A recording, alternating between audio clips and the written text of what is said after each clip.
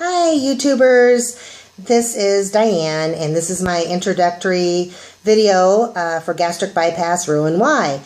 Today is October 10th, 2013 and about 2 weeks ago today I received insurance approval, and shortly after that a surgery date, which is Monday, October 28th, 2013.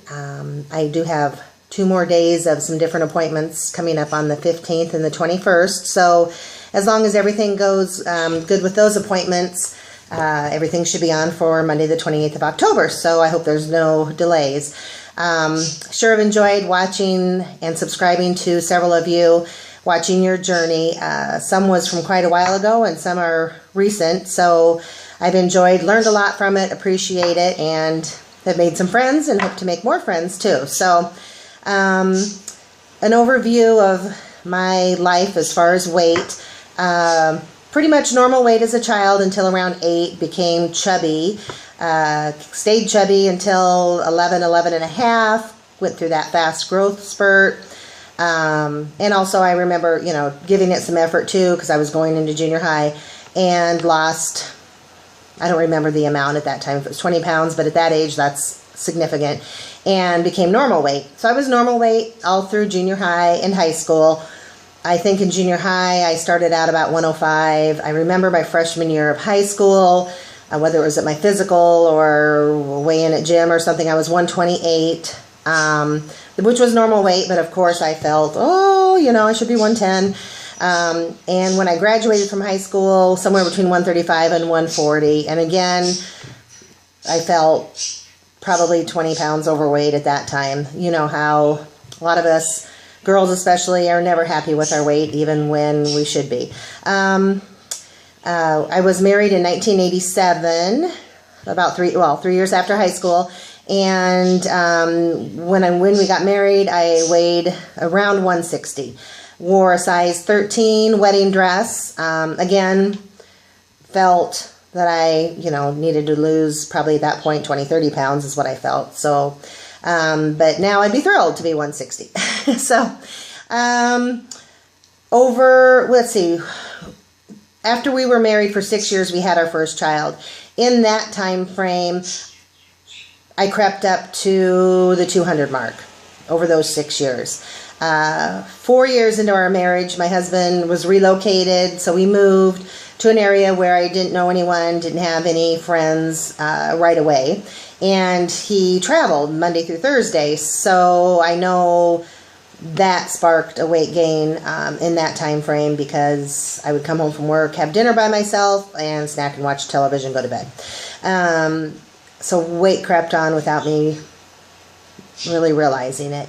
Then a few years after that, got pregnant with our first child. Mistakenly, I thought, I'm pregnant, I can enjoy what I want to enjoy, eat what I want to eat, eating for 2, and gained 65, 70 pounds in that pregnancy. Big mistake. Shouldn't have done that, because, 20, 25 falls right off when you have the baby. The rest does not fall off, and it stayed on. Then a year and a half later, pregnant again. Pretty much got up to the same weight, full-term pregnancy. Again, would, easily drop 20, 25. And so I was back to where I was.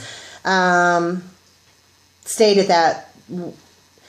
that range, which was probably 230-ish for the next 5 years, within that range. And then in 2001, we had our third child. And I remember full term with her going into the hospital, I was 268. Got down to, I remember one of my checkups after having her, I was down to like 225. And when she was 1.5, I had gotten down to 200. And I remember 40 pounds, and I am where I was when we were married. Seemed so obtainable. But life was busy with 3 children, work, etc., etc. And pounds were creeping back on, but yet creeping on faster than I really thought they should have been. So I went to the doctor and was diagnosed with hypothyroidism. and got on Synthroid or whatever. It just felt like ever since then, just I could lose some, but not a lot. It was just a struggle, just battling that. Pretty much accepted that's where I was going to be my whole adult life. And I guess when it crept back on, I got up to around 250. And again, I just said, life's busy. I'm just going to go on as I am and not worry about it. Well, so a decade goes by or so, and I had like a fall, just this weird fall in the summer of 2011, and really hurt my left knee, and let 4 months go by because I thought no big deal, it'll heal. Well, it wasn't healing, it was getting worse. Went to an orthopedic surgeon, and I had a torn meniscus in my left knee. The next month, in December of 11, I had knee surgery for the torn meniscus, but in the process of the x-rays and the MRI, he said I had osteoarthritis in my knees and would probably be looking at knee replacement within a decade. Well, I was shocked as far as my age and within a decade needing knee replacement, but not totally surprised that I would end up with that kind of issue. It runs in my mom's side of the family. She has had 2 knee replacements, a hip replacement. Her siblings have all had joint issues and replacements, knee, hip, and, both or one or the other. But I thought if I had that in my life, it was going to be in my 60s or 70s, not in my 40s or 50s. So, but accepted, I had probably about a decade and I could make a change. Anyway, so that year after the torn meniscus surgery, my knee it healed from the surgery, but it still wasn't a good knee. It still would pop out on me, give me quite a bit of pain. So last fall, went back into the orthopedic surgeon. He did another round of x-rays and so forth. He said, your left knee is totally shot, totally bone on bone, and you need a knee replacement. Not in a decade. You're a candidate now. And he said 2 different things. I don't want to do it until you're under 250 pounds, and I'd really like to see you get serious about weight loss. And because of your age, get into normal weight range so that the knee replacement is successful and lasts you 30 years. I am 47 right now. So that was in November. In December, I started with my family doctor because I know my insurance requires, 6-month visits with her about weight loss as part of the qualification for the bariatric surgery.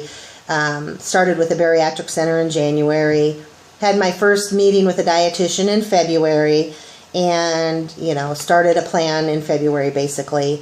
I'll back up a little bit now.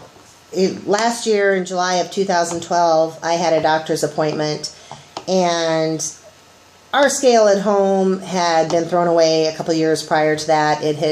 It was not digital. It was one of those that you had to adjust, and it was off, and it was kind of getting rusty. We threw it away, didn't replace it, so I really was not keeping track where I was at. Big, big mistake.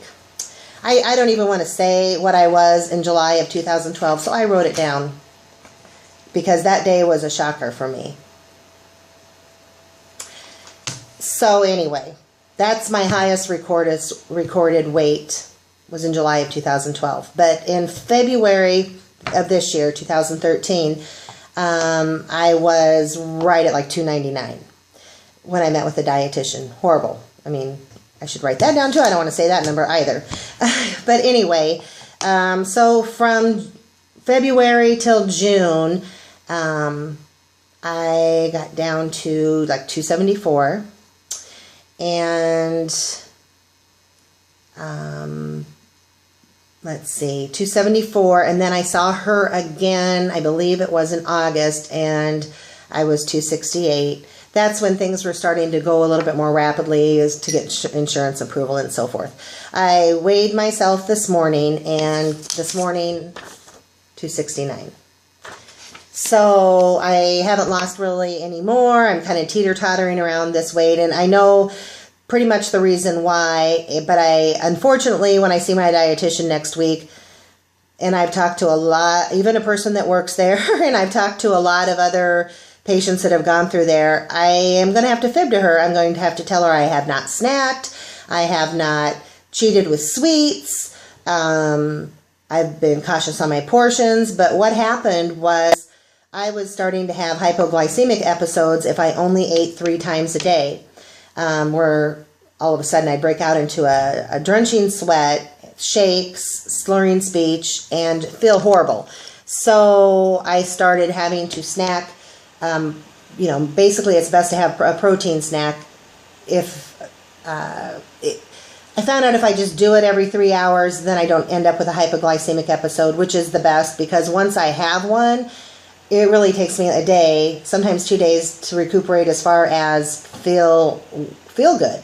So even though I can't really tell her that, or I'm afraid she'll delay my surgery, I'm going to try to get under 268 before I see her next Tuesday, and hopefully she'll just be happy that I'm still like 30 pounds less than when she started with me in February.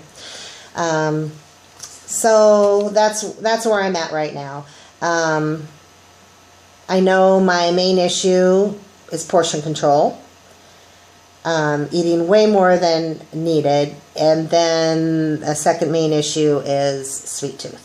I had been doing really good on portion control, but I've been kind of altering the sweet tooth, make dark chocolate and break off a piece, and try just to be okay with that.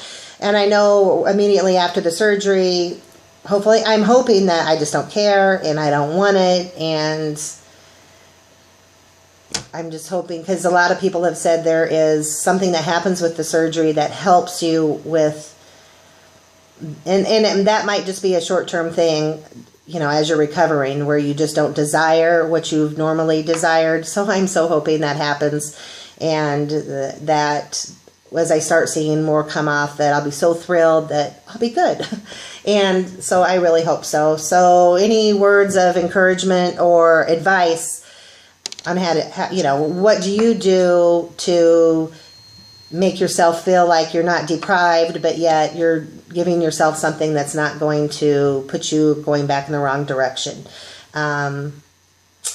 So, because I know it's not a change that happens overnight. It's going to be a lifestyle change. And so anyway, going back to the knee thing quickly, I am scheduled for a left knee replacement in December, Tuesday, December 17th. 6 weeks and 1 day from my RNY. So, got a lot coming up between now and the end of the year.